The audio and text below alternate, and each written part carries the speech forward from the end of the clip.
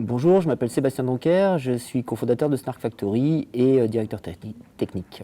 Chez Snark, la particularité, c'est qu'on va d'abord regarder le besoin du projet, de la startup qu'on accompagne, et on va choisir la technologie qu'on utilise en fonction de ça, en fonction du problème, et aussi pour que la startup puisse utiliser cette technologie sur du long terme.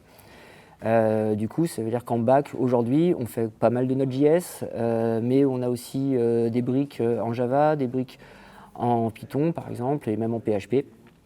Et du côté front, on fait pas mal de JavaScript, plutôt vanilla. Et puis, on utilise aussi du Vue, du React pour certains projets.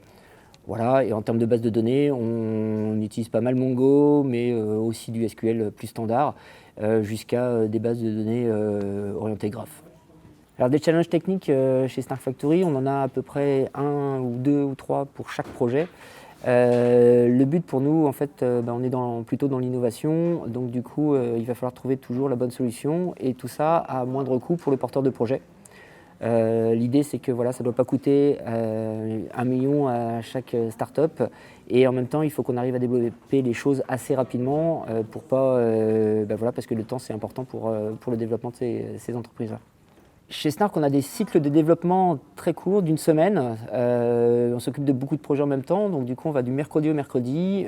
Mercredi, on fait une réunion où on se distribue un petit peu toutes les tâches sur l'ensemble des projets pour la semaine. Et puis ensuite on laisse dérouler la semaine, voilà, et on regarde le mercredi ce qu'on a réussi à faire.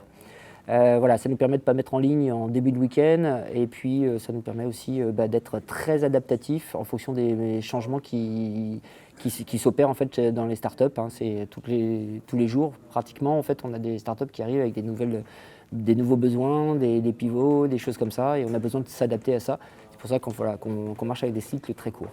On a un métier qui nous permet en fait de se plonger complètement en fait dans les projets des startups, de les accompagner vraiment au plus près et d'être plus en partenariat avec eux pour réussir à sortir leur projet et à faire que leur startup fonctionne.